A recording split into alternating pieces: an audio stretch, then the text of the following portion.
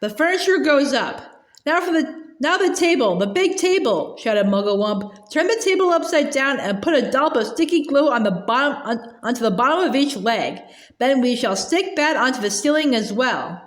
Hoisting the huge table upside down onto the ceiling was not an easy job, but they managed it in the end. Will it stay there? They cried. Is the glue strong enough to hold it up? It's the strongest glue in the world, Muggle-Wump replied. It's the special bird-catching, bird-killing glue for smearing on trees.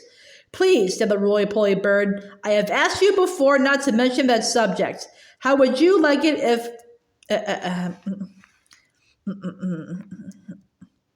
How would you like it if it was monkey pie they made every Wednesday and all your friends had been boiled up and I went on talking about it?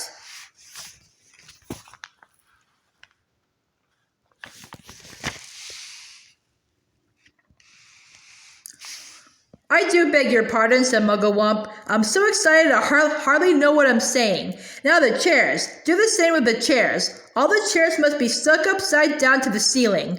And in their right places. Oh, do hurry up, everybody. Any moment now, those two filthy freaks are going to come rushing in with their guns.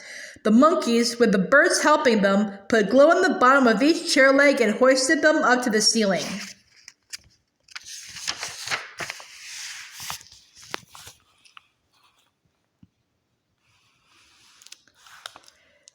Now the smaller tables, shouted Muggle-Wump, and the big sofa, and the sideboard, and the lamps, and all the tiny little things, the ashtrays, the ornaments, and that beastly plastic gnome on the sideboard. Everything, absolutely everything must be stuck to the ceiling. It was terribly hard work. It was especially difficult to stick everything onto the ceiling in exactly its right place, but they got it done in the end. What now? Asked the roly-poly bird. He was out of breath and so tired he could hardly flap his wings. Now the pictures, cried Muggle-Wump. Turn all the pictures upside down. And will one of you birds please fly out onto the road and watch to see when those scrumptious freaks are coming back? I'll go, said the roly-poly bird. I'll stand on the telephone wires and keep guard. It'll give me a rest.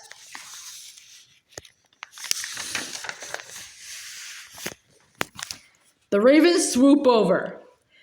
They had only just finished the job when the roly-poly bird came swooping in, screaming, They're coming back! They're coming back! Quickly, the birds flew back onto the roof of the house. The monkeys rushed into their cage and stood upside down, one on top of the other. A moment later, Mr. and Mrs. Twit came marching into the garden, each carrying a fearsome-looking gun. I'm glad to see those monkeys are still upside down, said Mr. Twit. They're too stupid to do anything else, said Mrs. Twit. Hey, look at all those cheeky birds still up there on the roof. Let's go inside and load our lovely new guns, and then it'll be bang, bang, bang, and bird pie for supper.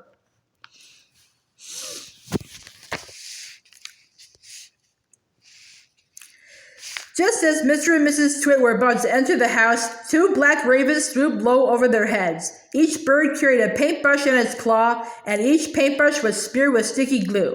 As the ravens whizzed over, they brushed a streak of sticky glue onto the tops of Mr. and Mrs. Twit's heads.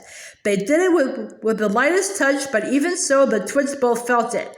What was that? Cried Mrs. Twit. Some beastly bird has dropped his dirty droppings on my head. On mine too, shouted Mr. Twit. I felt it! I felt it! Don't touch it, cried Mrs. Twit. You'll get it all over your hands. Come inside and we'll wash it off at the sink.